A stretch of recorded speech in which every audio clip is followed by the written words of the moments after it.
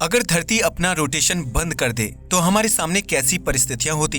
क्या पृथ्वी फिर भी एक लाइफ सपोर्टिंग प्लेनेट रहता या फिर बाकी ग्रहों की तरह पृथ्वी एक नॉर्मल प्लेनेट रह जाता?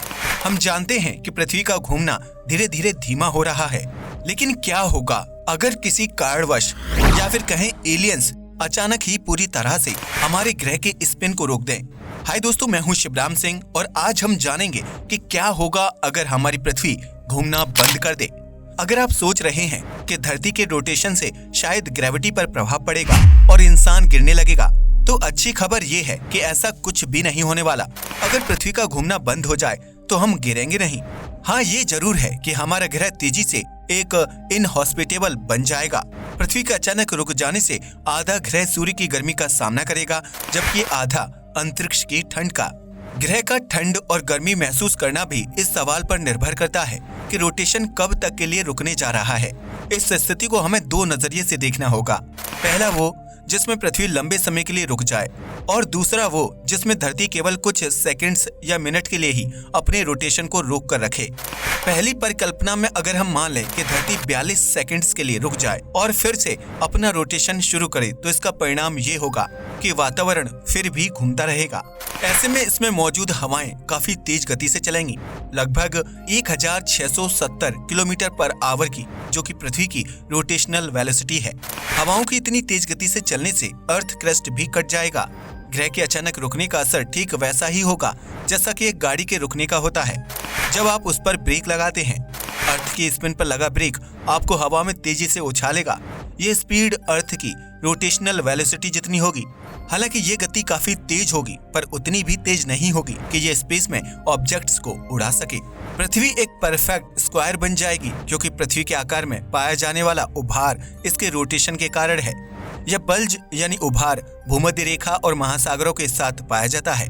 अगर कोई उभार नहीं होगा तो पृथ्वी एक परफेक्ट स्फीयर बन जाएगी।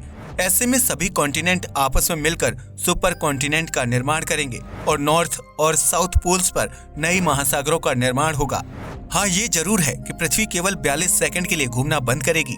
ऐसी परिस्थिति में बल्ज पूरी तरह से गायब नहीं होगा, बल्कि पृथ्वी के फिर से घूमने पर यह दोबारा बन जाएगा।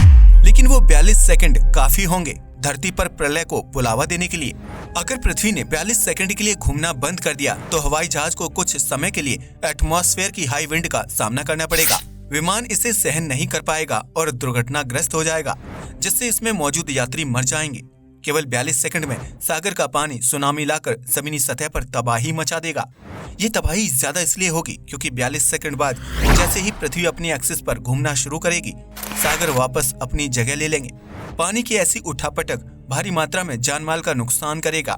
हालांकि इस परिकल्पना के कई नकारात्मक प्रभाव हैं, लेकिन एक पॉजिटिव साइड भी हमें देखने को मिलता है। 42 सेकंड के लिए रुकने पर आपके एक दिन के 24 घंटे में 42 सेकंड का इजाफा होगा, यानी एक दिन के लिए ही सही, पर आपको 42 सेकंड ज्यादा खर्च करने को मिलेंगे। इस स्थिति के दूसरे पहलू पर अगर हम नजर डालें तो बदतर हालात हमारे सामने आते हैं। जैसा कि हमने आपको बताया कि धरती के अचानक से रुकने पर आधा ग्रह सूर्य की गर्मी का सामना करेगा, जबकि आधा अंतरिक्ष की ठंड का। ऐसे में हो सकता है कि गर्म और ठंडे जोन के बीच कहीं पर जीवन पनप सकता है, लेकिन जमीन का वो हिस्सा एक साल के लिए प्लेनेट पर चारों ओर रेंगता रहेगा।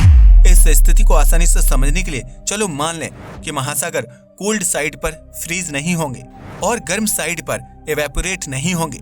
चलिए सेंट्रीफ्यूगल फोर्स पर एक नजर डालते हैं, जिसे सेंट्रीपिटल फोर्स भी कहते हैं। इस फोर्स ने अरबों वर्षों में धरती को मिडिल में थोड़ा मोटा बना दिया है, इसलिए पृथ्वी का डायमीटर इक्वेटर पर ध्रुवों के डायमीटर से लगभग 21.4 किलोमीटर अधिक है। ऐसे में पृथ्वी के बल्ज को विकसित होने में अरबों साल लगा है।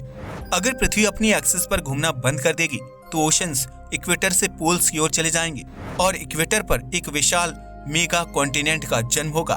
इस स्थिति में इक्वेटर के दोनों ओर पूरी तरह से कटे हुए महासागर होंगे और जमीनी सतह बीच में सिमट कर रह जाएगी। उत्तर में कनाडा पूरी तरह से पानी के नीचे होगा।